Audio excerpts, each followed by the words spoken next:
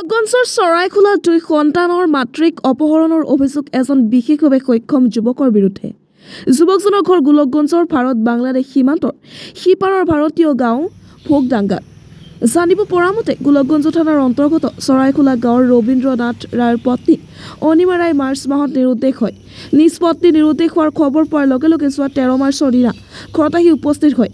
ৰবীন্দ্ৰ নাথ ৰায় অৰুণাচলৰ পৰা ঘৰলৈ আহি আত্মীয় স্বজনৰ ঘৰত খবৰ লোৱাৰ পিছতো ক'তো সন্ধান নাপায় 15 মাৰ্চৰ দিনা গোলকগঞ্জৰ থানাত এখন এজাহাৰ দাখিল কৰে। তাৎপৰ্যপূৰ্ণ যে স্বামী ৰবীন্দ্ৰ নাথ ৰায় নিজ পত্নী অনিমা ৰায়ক মনোজ ৰায় নামৰ যুৱক এজনে অপহৰণ কৰা বুলি ধুবুৰী জিলা আৰক্ষী অধীক্ষক লিখিত আকাৰে জনাইছে।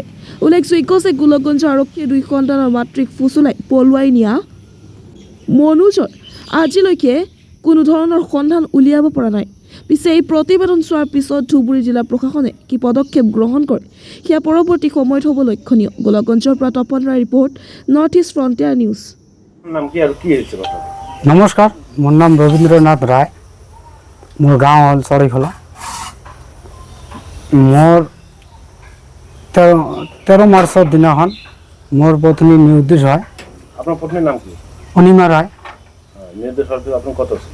মই কৰ্মসূত্ৰে অৰুণাচলত আছিলোঁ। তাৰপিছত মই মাইকী নিৰ্দেশ হোৱাৰ পিছত মই ততাতৈয়াকৈ ঘৰ আহি পাওঁ 14 মাৰ্চৰ দিনাখন।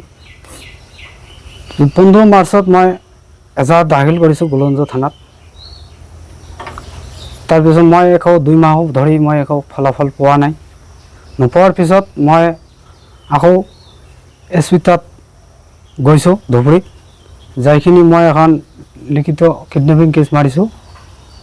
মৰাৰ পিছত আজিলৈকে মই কিডনেপিং কেছটো মাৰিছোঁ মই মে'ৰ 13 তাৰিখ। কোনে কিডনেপ কৰিলে? মনোজ ৰায়, ভোগডাঙ্গা গাঁও। তাৰ দেউতাৰ নাম হৈছে বিনোদ ৰায়। লৈ যোৱাৰ পাছত মই আকৌ মানে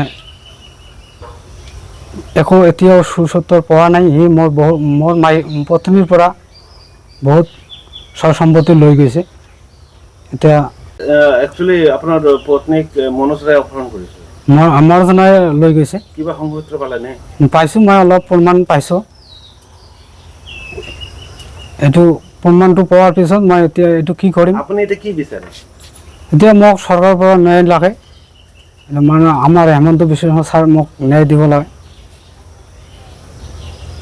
আৰক্ষীটো তদন্ত কৰি আছে, এতিয়া মই সফল পোৱা নাই।